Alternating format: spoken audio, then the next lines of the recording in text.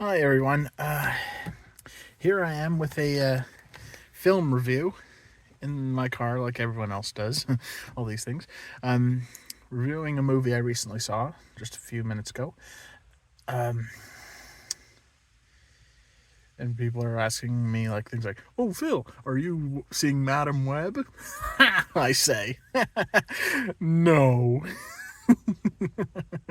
no. I was watching Turning Red by Pixar.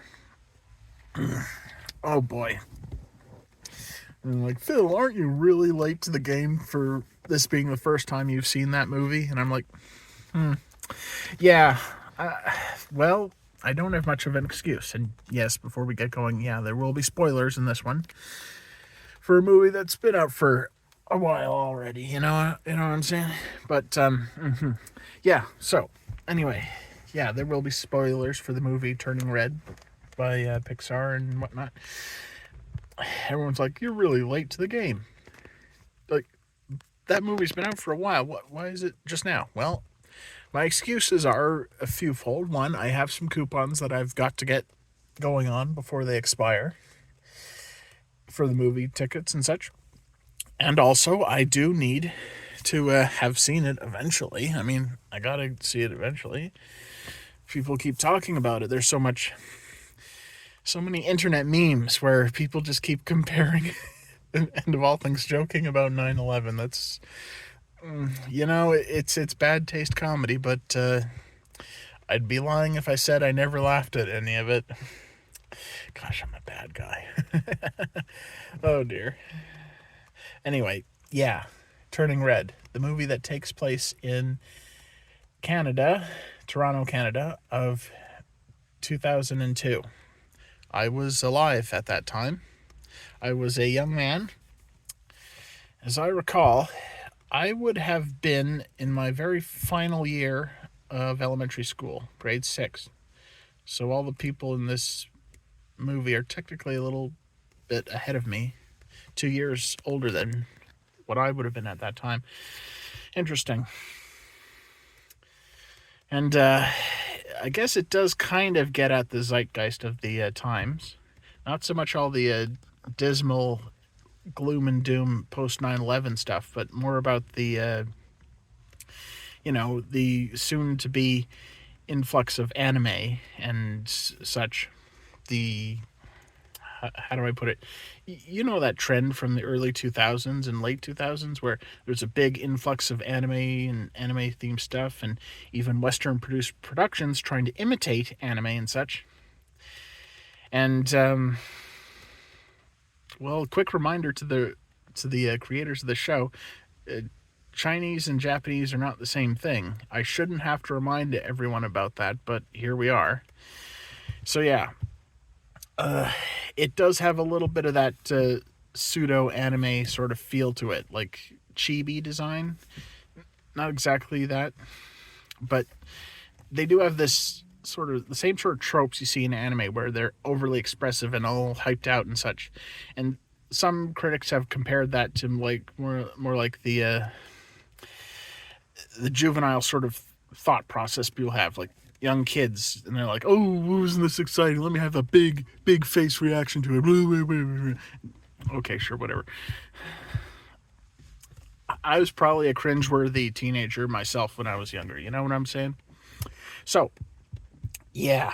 Also, on the subject of the art style, I gotta say, Bean Mouth. Cal Arts Bean Mouth. You know what I'm talking about. That thing where they got the big wild smile. Like, people don't even look like people. They all just look like a series of balloon animals merged together. Bean Mouth sort of smile that too many cartoons are imitating, and it's a valid criticism that they shouldn't be doing that. It's not. Just don't homogenizing the art style. I mean, say what you will about anime looking all the same, but sometimes they do mesh things up. They change things up just a little bit, slightly, but I don't think homogenizing things would be a good idea. I don't think it's a good idea, especially when the results are kind of ugly. Could be worse. We could have a feature length animated film presented in corporate art style. You know the kind I'm talking about. You know that kind, that really ugly vector graphic sort of thing, where everyone looks like a big, sad, depressed blob. Everyone looks like they got these big hands, and everyone just sort of looks like a slime puddle with depression. It's nasty looking. I'm sure you've seen some of it. If you've, any sort of corporately done product, they make it cheap because, it's all done with computers, a sort of technique, so they can make it larger, smaller, and replicate it easily. And it's an affront to art itself, I should think. Yuck. Popcorn's good, though. Now, this movie, and you remember the reviewer, Mr. Enter, and how supposedly there's some controversy around him where he went all like crazy about saying, what about 9/11? What about 9/11? What about 9/11? Like, guys, this has been on my mind for a while now, and there's a grim thing we have to accept. Some people are really vapid. Some people, they just don't care about other things. Look, they don't care about the big picture. They don't care about other people. They only care about what's going on in their own life. And I don't condone it, but I understand that there are people like that out there. And unfortunately, the main characters of this movie are that kind of people. Yeah. Vapid, young preteens who only care about their own stuff and their own style and all the movies and music they're into these days. And look, I'm going to sound like an old man for saying it, but you know what? Everyone gets that way eventually with time. Time changes people. You've been thinking you're all young and hip, and then you start seeing younger people and they're like doing cringeworthy things like, what are you doing? And then the old people in your life, they're like saying, you're acting pretty stupid, you know that. And back in my day, yada, yada, yada. And, guys, that's just life. We have to accept it. We also have to accept there are people out there who are vain and shallow and just sort of only interested in the events of their own life. Because I'm going to say it, the central conflict of this movie about these young preteen girls wanting to go see a boy band concert. Well, small potatoes, I got to tell you, I do agree, small potatoes. And it's in the grand scheme of things. It's like, guys, let's be real here. The boy bands, they're celebrities, they're performers. They sing out to a vast crowd of people, a sea of faces. They don't really care about the individual feelings of their fans.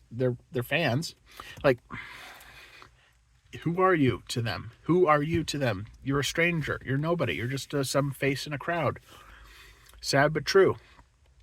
And you may be the biggest fan of these celebrities, but no amount of crying and screaming out and, all the fan behavior, that's not really going to change things. It's not going to make them suddenly think, oh, wow, you're the best person in the world, said the celebrity. I want to marry you right here and now. And like, yeah, right. That is cringeworthy behavior, but apparently it was somehow worth it. And I get it, coming of age sort of thing where you want to just be individual in yourself and like whatever.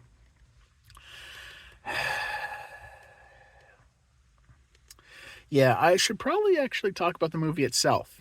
So yeah, Disney Pixar got that bean mouth thing in 3D. Not a fan. So many memes came out of this movie with that short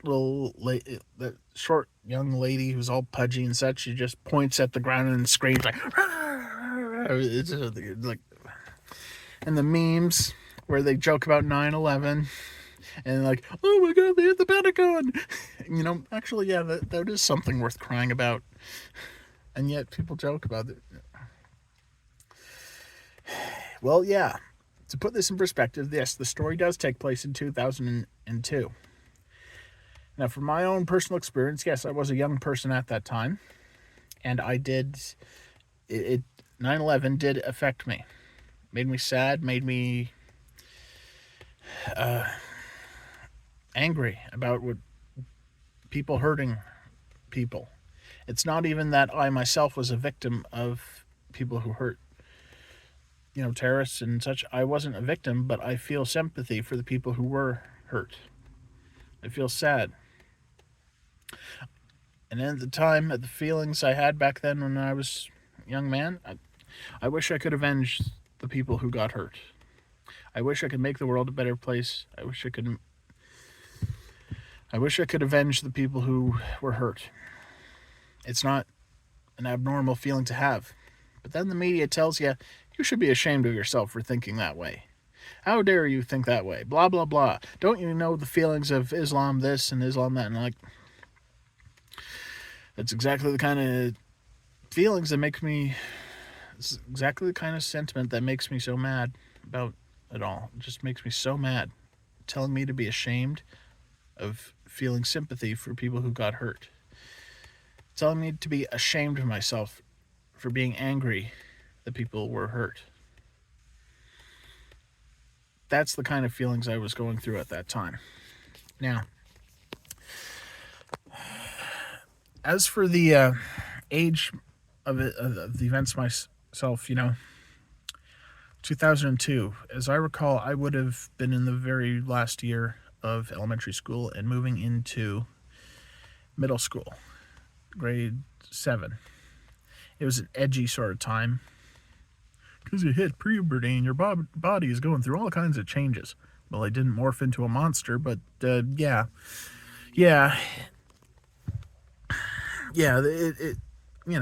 that's growing up.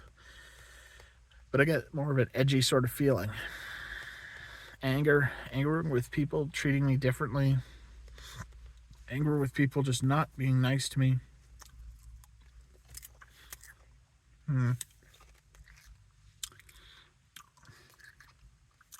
Some say I was just an ill-tempered preteen, but you know what? Maybe. Is anyone really proud of their teenage years?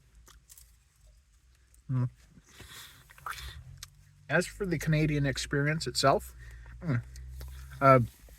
yeah, 9/11 did affect Canadians, like myself. Yeah. It was not just the economic and, military impact, but the social and feelings about that. And some people, the idea is you just go on with your day and you do the best you can. Seems reasonable. But I'm just thinking, Toronto, major city, the CN Tower,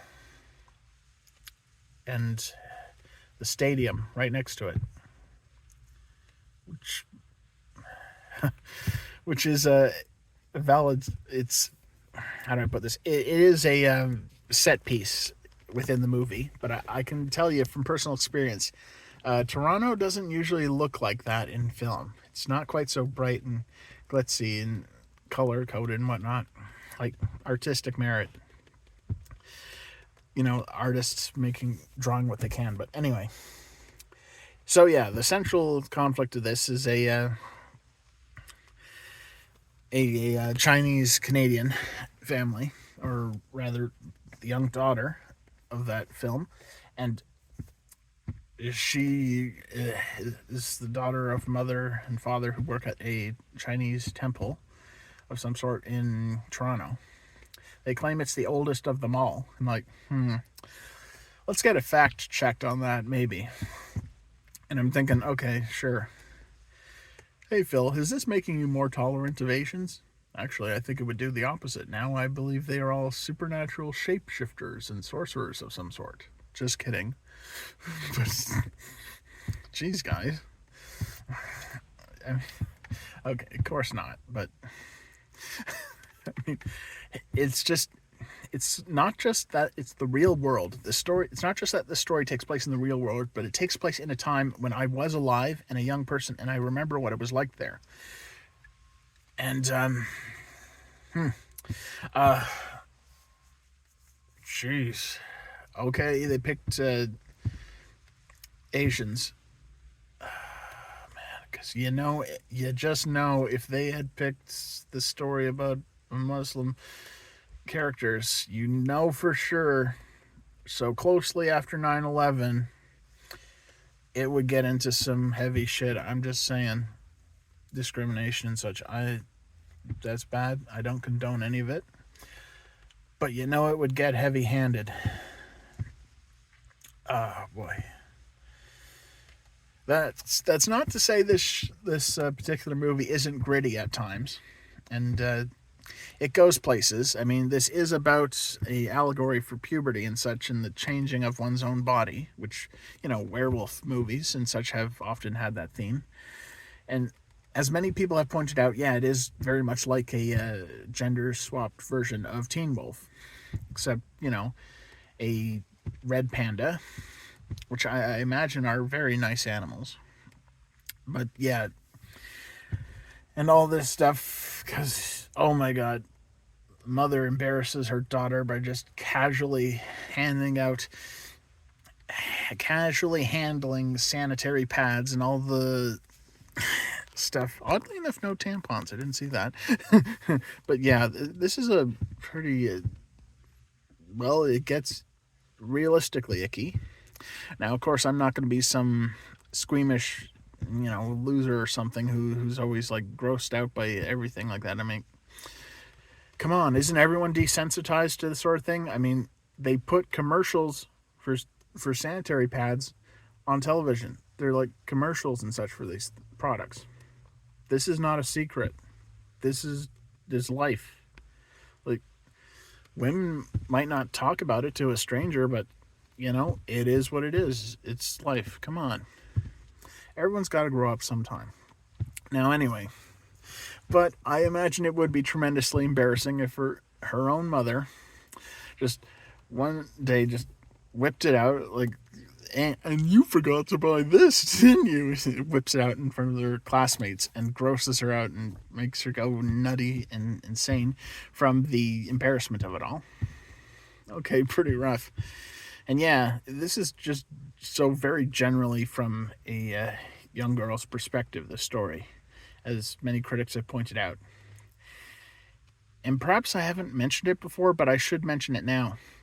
Feminists, women and feminists, all of you, I don't ever want to hear you say a darn thing about the male gaze or objectification or ogling women or anything like that, because quite frankly, it's very obvious women do the same thing to men. Like, on so many occasions, they will, the girls will go gaga for the men, imagining them and just, like, everything they want and objectifying them. And all the feminists, they say, oh, how dare men do something like that to women? How dare men think about women that way? And how dare they talk about it? Like, damn well you do the exact same thing. Damn well you do the exact same thing. Damn well you do the exact same thing. Don't lie to me. And anyway, oh man.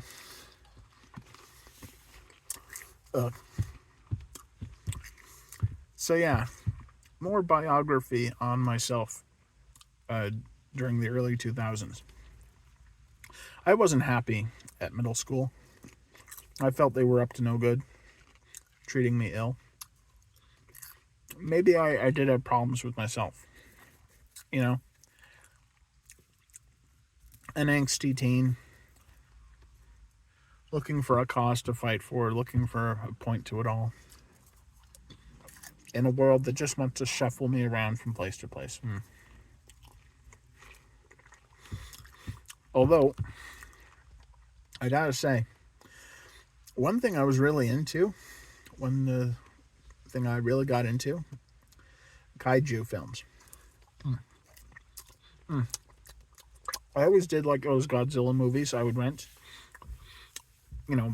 before 2000, when I was a youngster, and I liked it a lot.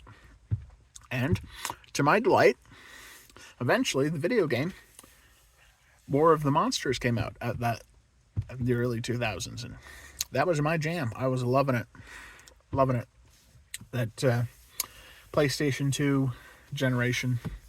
All the cool games I love. That's nostalgia for me. GTA, War of the Monsters, Manhunt. And I know if I had gotten into Twisted Metal Black, I know I would have loved it if I had been picking it up. But I don't know. Racing games, which I assumed they were at the time, but dumb kid, you know. Anyway, yeah, War of the Monsters. Kaiju films. Giant monsters fighting. Awesome. Love it. We even get to see some of that in this movie as well. Because the mother's, her alternate form, her monster form, is kaiju sized, gigantic. Probably because she's been bottling up all her emotions all this time. And it's just sort of magnified and, you know, built up pressure, becomes more powerful.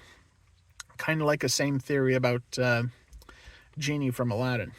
Notice how he's practically godlike when he's in the lamp, but like in the animated series and the sequels, you'll notice he's less powerful than that.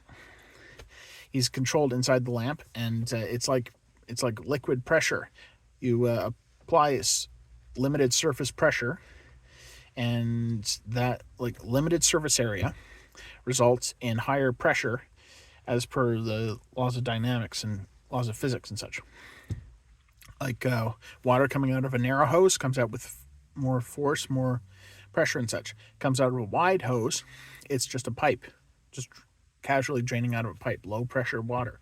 Same amount of liquid, but different amount of pressure and forces acting on it. That's the same concept for when you're bottling it all up inside and it just bursts out. But yeah, that's what I'm thinking.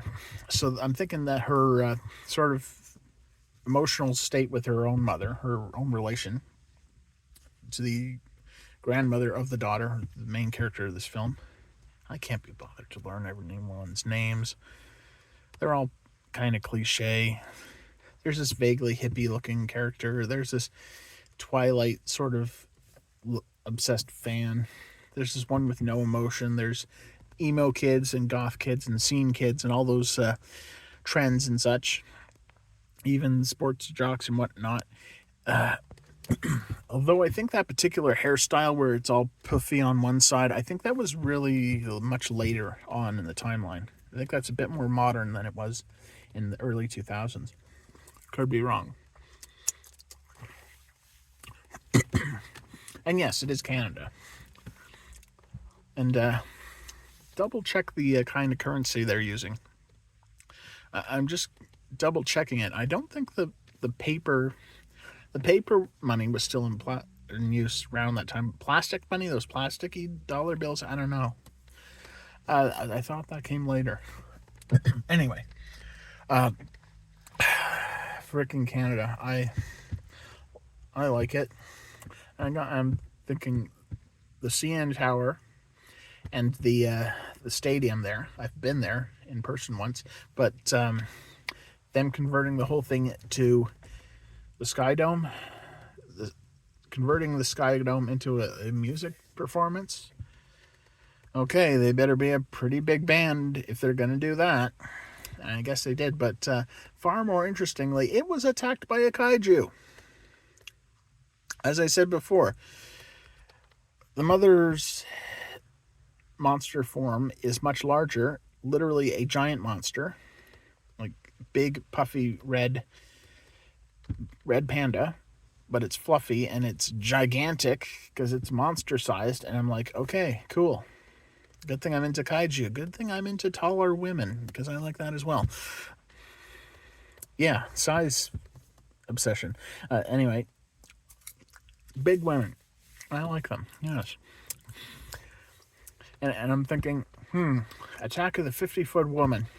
You know, maybe if just one really nice guy came over there and like say, hey, I'm really into you. You don't have to like get angry at people and break stuff, you know. I'm just saying, I'm available, I'm single, and I just really like tall women.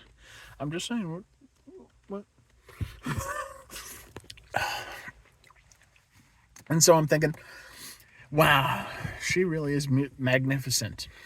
Thing is, though, you're talking about a giant monster attack post 9/11. Wouldn't people be paying attention to this just the slightest bit more? I mean, September 11th, basically 1 year after the September 11 attacks.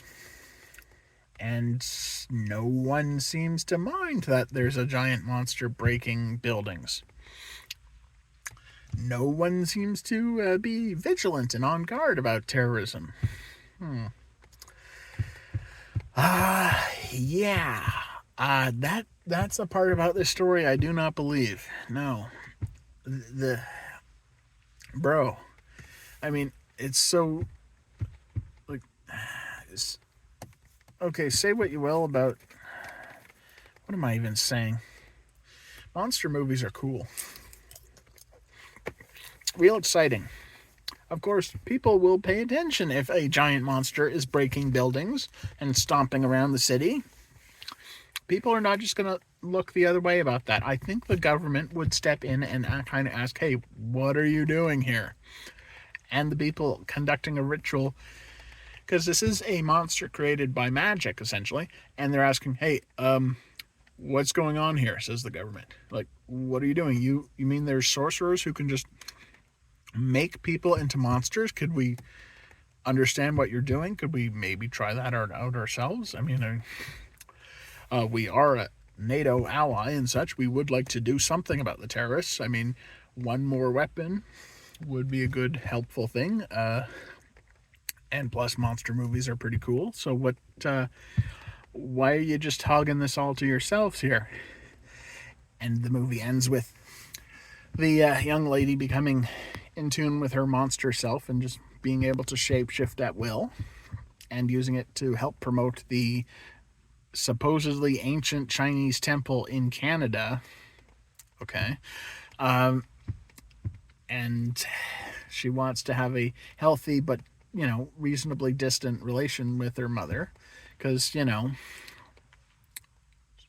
her mother has gone through the same thing from her grandmother's relation to her and always expecting best out of their children. Like, I guess I kind of went through something like that when I was a teenager, like being a well-behaved kid and transitioning to like some edgier stuff. But the worst I did was just go around for a bike ride at night listening to a Walkman radio music, just listening to my music and occasionally getting into fights with other students at middle school. So my teenage years were a bit, I don't know, different than the one about the young girl who can transform into a monster. Reasonably different. Oh boy. Yeah. So,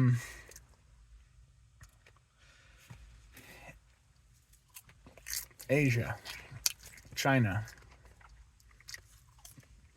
Oh my. I'm just thinking. So, what was I getting at? This freaking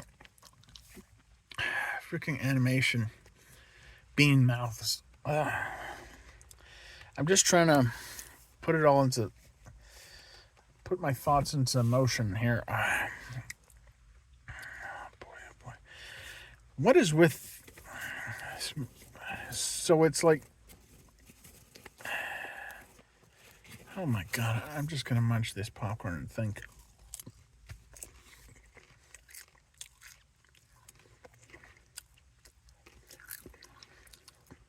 So, I guess magic is real, huh?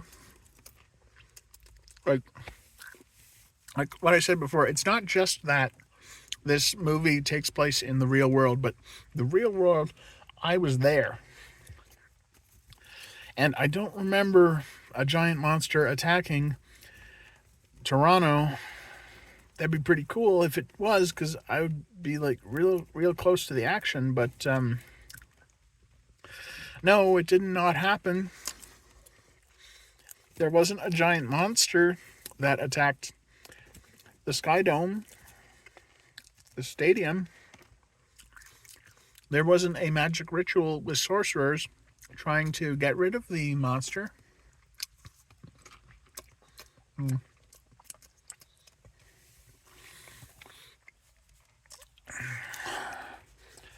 course, it's all fantasy, of course, but yeah, I mean, it's just so weird to see it so close to reality and yet a complete fantasy. Oh, man. Well, I was one of those youngsters who imagined fantasy things like giant monsters. Sometimes I wish I could, when I was a teenager, I wish I could have turned into a giant monster, like a real kaiju, and just mash and destroy all my enemies. One of those grim fantasies. I had power fantasy where I can just destroy everything, all the people who hurt me, all revenge and all that nastiness. That's not really the way to live, but dang.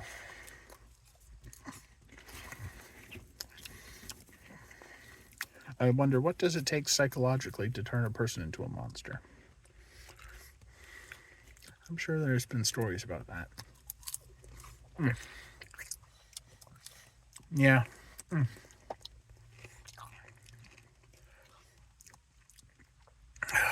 this dumb Pixar movie. I mean, it's not that bad. It's not that bad, but it's just... I'm sorry, I'm messing with the camera here. I'm saying, it's not that bad of a movie. It really isn't. It's not bad. It's just that... it's not... It's just... People have gone absolutely insane about this movie. Like, in memes and such. 9/11 and such. I keep saying and such. But yeah, like, was it the...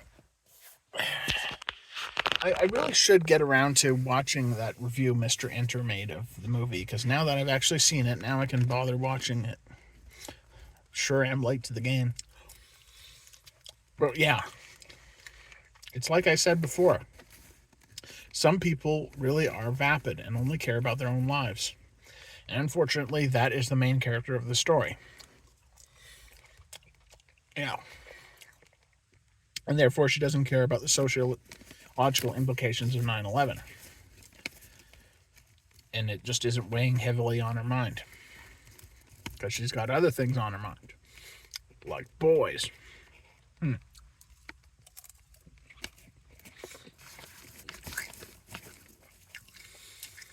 Well, damn.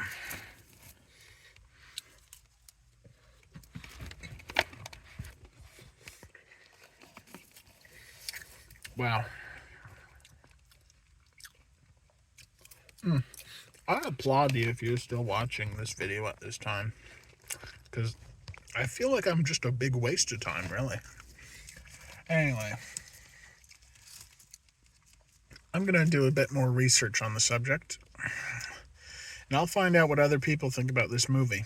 But, yeah. It's pretty derivative in some parts.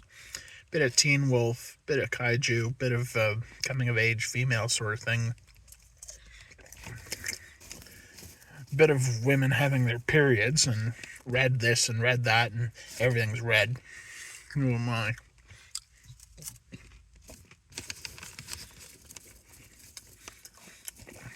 See, it hasn't taken away from my appetite. If I were truly disgusted about it, I would have lost my appetite, yeah?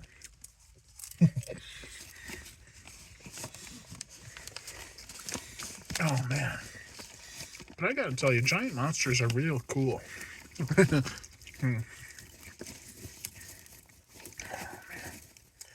Plus, there was that whole chase sequence in Toronto.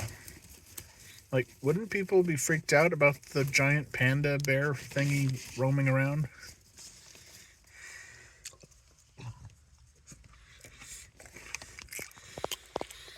Oh my. That, welcome to Canada. Well, let's call it a night there.